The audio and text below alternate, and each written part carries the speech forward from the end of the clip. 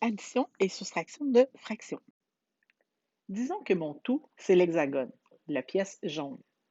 Si je compare au bleu, ça me prend 3 blocs bleus pour faire un hexagone. Donc, une pièce bleue représente un tiers. Les triangles, les verts, ça me prend 6 petits triangles pour former mon entier, mon hexagone. Donc, une pièce verte représente un sixième. Les rouges, ça me prend 2 pièces pour former mon hexagone. Donc, une pièce rouge représente une demi.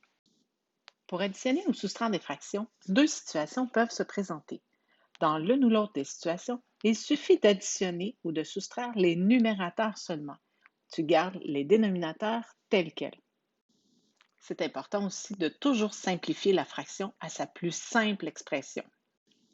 Pourquoi on dit qu'on additionne seulement les numérateurs? Regarde bien, je t'explique pourquoi. Disons que je veux additionner 2 sixièmes plus 3 sixièmes.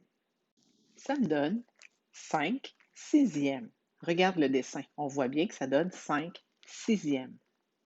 C'est pour ça qu'on dit qu'on additionne seulement le numérateur, puisque si j'ai des sixièmes et que j'ajoute d'autres sixièmes, ma réponse, ça me donne plus de sixièmes.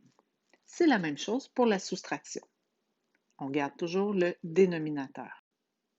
Par exemple, j'ai 4 sixièmes et j'enlève un sixième. Il me reste 3 sixièmes.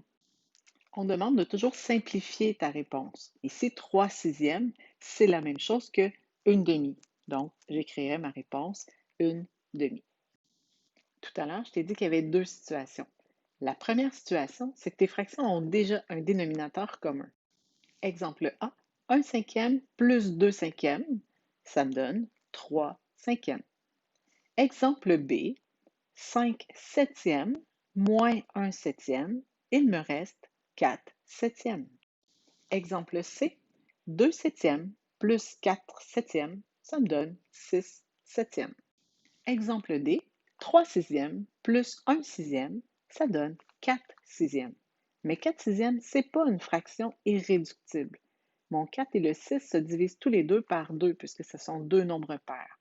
Donc 4 divisé par 2, 2. 6 divisé par 2, 3. Donc ici, ma réponse finale serait 2 tiers. L'exemple E, 5 neuvièmes moins 2 neuvièmes, ça me donne 3 neuvièmes, qui lui aussi est une fraction que je peux réduire en divisant par 3. 3 divisé par 3, 1. 9 divisé par 3, 3. Donc la réponse finale, 1 tiers. Exemple F, 7 douzièmes moins 1 douzième, ça me donne 6 douzièmes. 6 et 12 ont un diviseur en commun. 6 divisé par 6 me donne 1.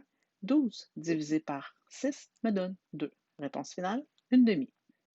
Exemple G, 7 douzièmes plus 11 douzièmes, ça me donne 18 douzièmes. Mais là, 18 douzièmes, ça veut dire que j'ai plus qu'un entier. Un entier, c'est 12 douzièmes, donc il va me rester 6 douzièmes. Donc j'ai un entier et 6 douzièmes. 6 douzièmes, ben, c'est une demi, donc ça veut dire qu'il me reste un entier et une demi.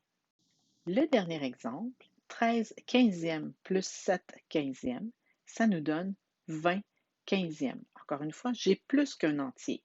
Un entier, c'est 15 quinzièmes. Donc, ça me fait un entier et il me reste 5 quinzièmes. 5 quinzièmes, 5 est divisible par 3 et 15 est divisible par 3. Ma réponse finale, un entier et un tiers. La deuxième situation, c'est que tes deux fractions n'auront pas le même dénominateur. Comme par exemple, une demi plus un tiers. Dans cet exemple-là, je n'ai pas le même dénominateur. Une demi plus un tiers, c'est des morceaux qui ne sont pas de la même taille. Pour pouvoir donner ma réponse, je vais avoir besoin d'utiliser un dénominateur commun, donc utiliser des morceaux de la même taille. Je pourrais utiliser 6 comme dénominateur commun. Une demi, c'est la même chose que 3 sixièmes. Un tiers, c'est la même chose que 2 sixièmes. Maintenant, là, je peux additionner 3 sixièmes plus 2 sixièmes, ça donne 5 sixièmes. Dans les exemples suivants, au départ, je n'ai pas de dénominateur commun. Donc, je trouve un dénominateur commun et ensuite, je peux additionner, comme tu l'as vu dans le premier exemple. Si on regarde le premier exemple ensemble, on avait 2 et 6. Le dénominateur commun qu'on a trouvé, c'est 6. Est-ce qu'il y en aurait eu d'autres? Oui, on aurait pu avoir 12, 24, 18, mais le plus petit dénominateur commun, c'est 6. Mais si tu choisis un autre dénominateur, ça va fonctionner aussi. C'est juste que tu devras réduire à la fin. L'exemple B, on avait un dénominateur 4, donc 3 quarts et 1 cinquième. Le dénominateur commun qu'on a trouvé, c'est 20.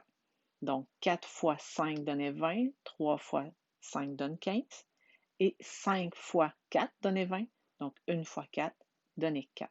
Et là, je peux additionner 15 vingtièmes plus 4 vingtièmes, ça me donne 19 vingtièmes.